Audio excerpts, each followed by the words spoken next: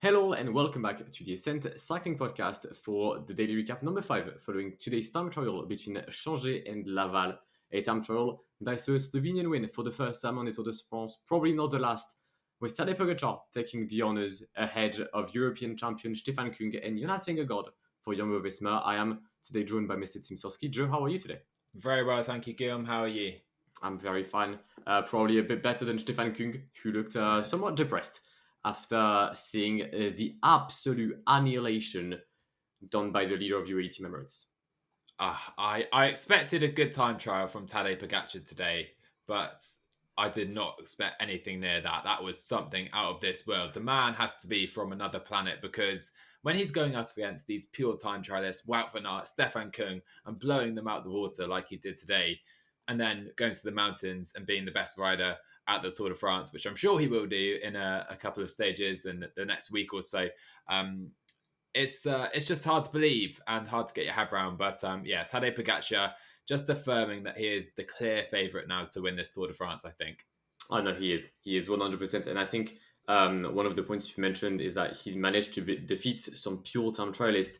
And I think from the kilometer 0 to the first intermediate, you had quite a few complete riders or stage races doing well. You had like the likes of Nielsen Paulus at one point being in the same time as believe as like the Michael Biag, who led for quite a while.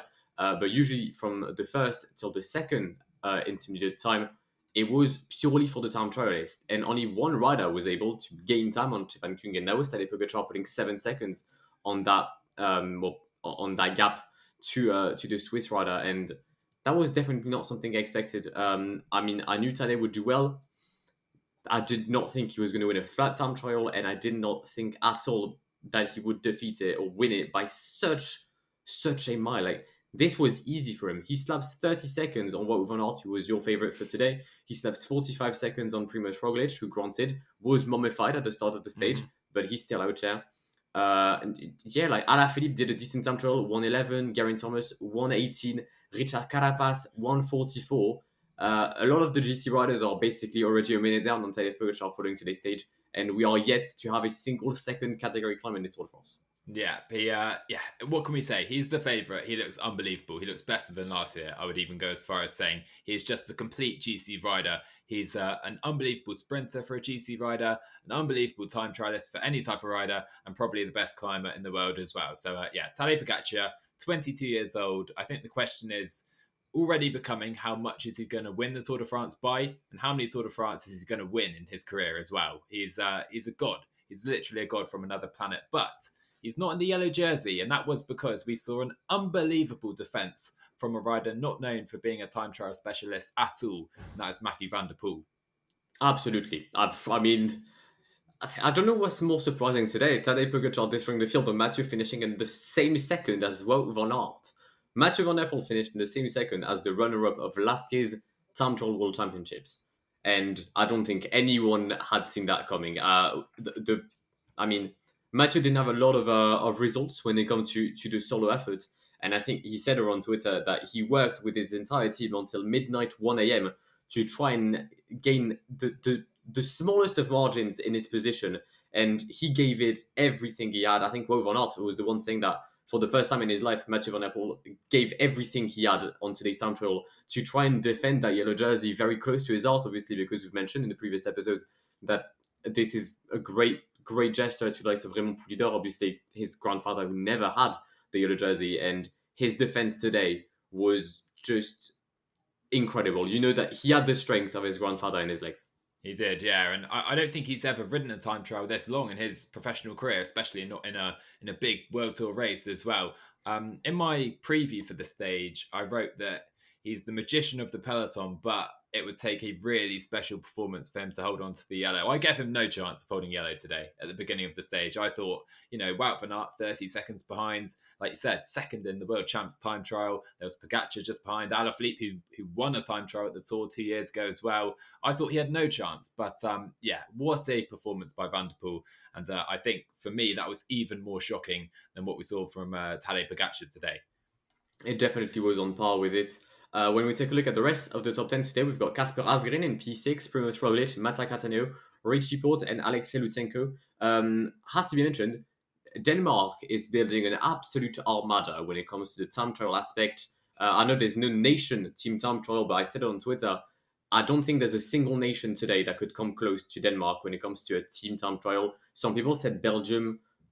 I don't see it. I mean, Jonas Vingegaard today managed to get P3 from a time trial that was purely for the time trialist. Unbelievable performance by the co-leader of Jumbo-Visma, who is now ahead of Primoz Roglic in the GC. And once again, we're going to come back to that question of, was it a wise decision to bring him back when Primoz had his incident on stage 3? I still don't think it was, because, I mean, Jonas Vingegaard could be right now a minute ahead of Primoz Roglic. Yeah, I think some people said he crashed as well on that stage, but I didn't see him crash, so I'm not sure exactly what happened there. Anyway, Vingegaard did lose that time, but still, he's a genuine GC option for them, and I'd love to see him really given the chance to be that co-leader. Maybe he could attack on stage 7 coming up, which is a hilly stage, because, Pogacar can't follow everything. We saw at the Azulia Basque Country Tour, where Primoz Roglic and Jumbo-Visma did win.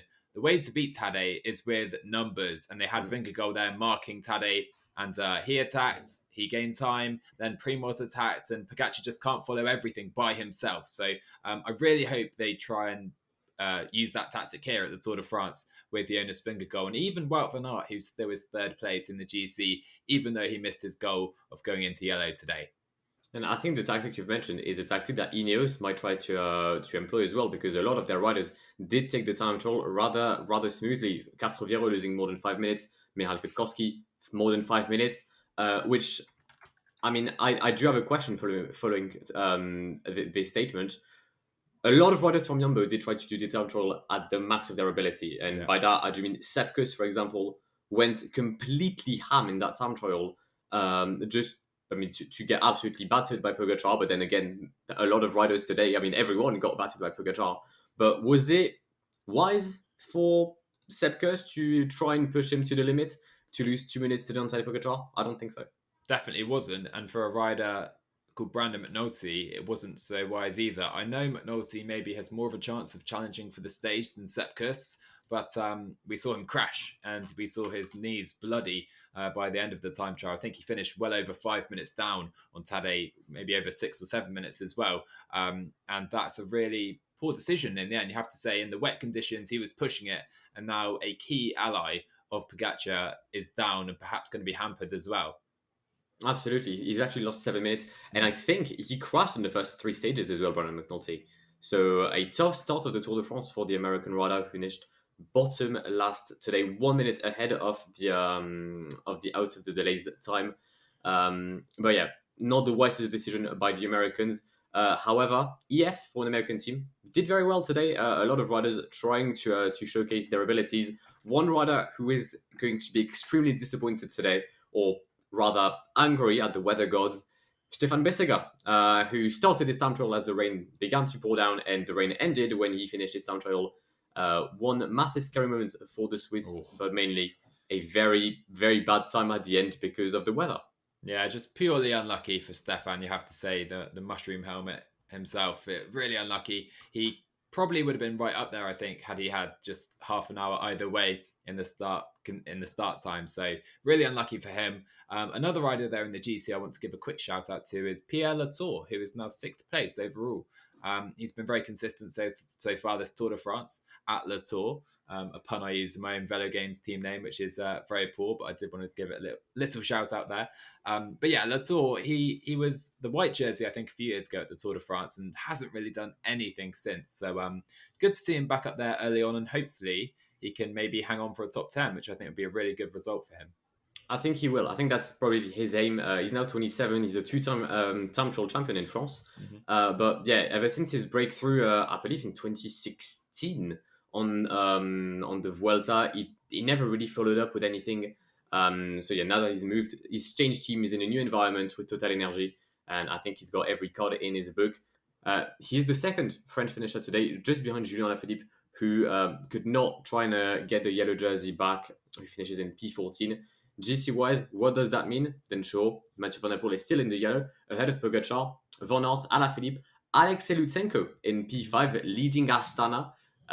We'll see what happens to the Kazakh. Is he going to try and get absolutely dropped, or is he going to try and potentially go for some stages or go for the GC. Who knows? I mean, it's an Astana team without Fulsang going for the GC.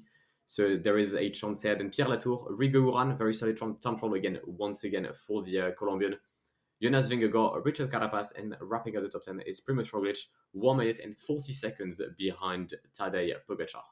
Yeah, and the big loser in the GC for me, a rider who slid out the top 10, Wilco Kelderman. Really poor time trial from him today for a rider who has shown that he's very capable in the discipline before. He's now almost 2 minutes down on Tadej after showing some good legs as well earlier on in the race. Looking ahead then to stage 6 now of the Tour de France, heading into Châteauroux, which is really a prominent location because Mark Cavendish won his first Tour de France stage in this city. He won another stage here as well in 2011, but 2008 was his first win here. So it's going to be another sprint finish. It's a sprint finish Mark Cavendish knows very, very well. We do have a single KOM and an intermediate sprint as well, but bar those little moments of minor excitement, it is going to be all about the mass sprint finish, I think, tomorrow, Guillaume.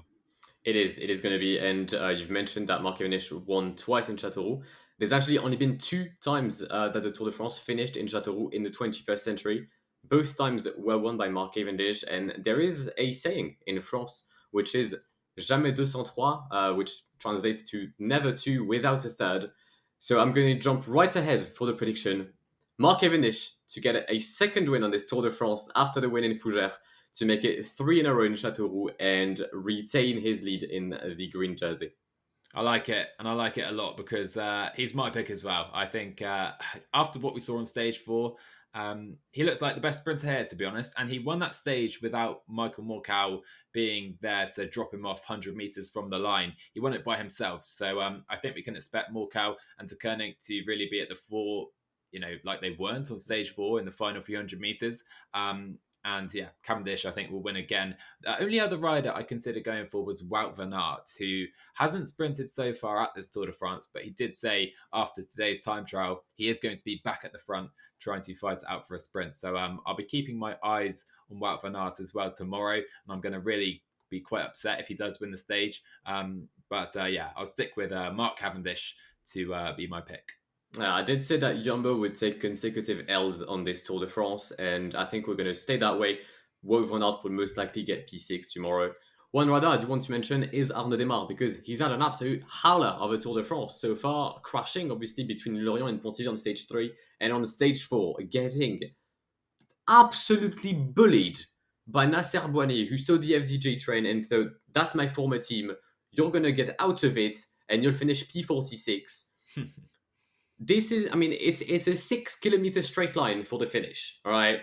If you get bullied out of this, you do not deserve to be a sprinter. So Arnaud Démare tomorrow will try and get something. It's going to be P2 for Arnaud Démare. And in P3 is going to be a rider from Alpecin Phoenix, where there'll be Tim Merlier, Jasper Philipsen, Christian Sbaragli, or Mathieu van der Poel. I'm not so sure, but I think I'll back Tim Merlier. Fair enough. All right. I think I'll go for the villain, Nasser Boigny, to be a P3. 2 podiums already, by the way, this Tour de France for Boigny. Really good tour for him so far, only missing that win, which really came out of nowhere for me. And I will go for Wout van Aert to be second place behind Cavendish. But that, nevertheless, is going to wrap up our predictions and daily recap of today's State of the Tour de France. We do hope you've enjoyed it. If you did, and please do make sure to subscribe and leave a like if you're listening over on YouTube. If you're listening on your respective streaming platforms, make sure to give the Ascent Cycling Podcast a follow. But we will see you tomorrow for stage recap number 6 of the Tour de France. Joe, do you have a final word for it? Number 32 for the Manx Missile. Mark the number is going to win. See ya. Au revoir.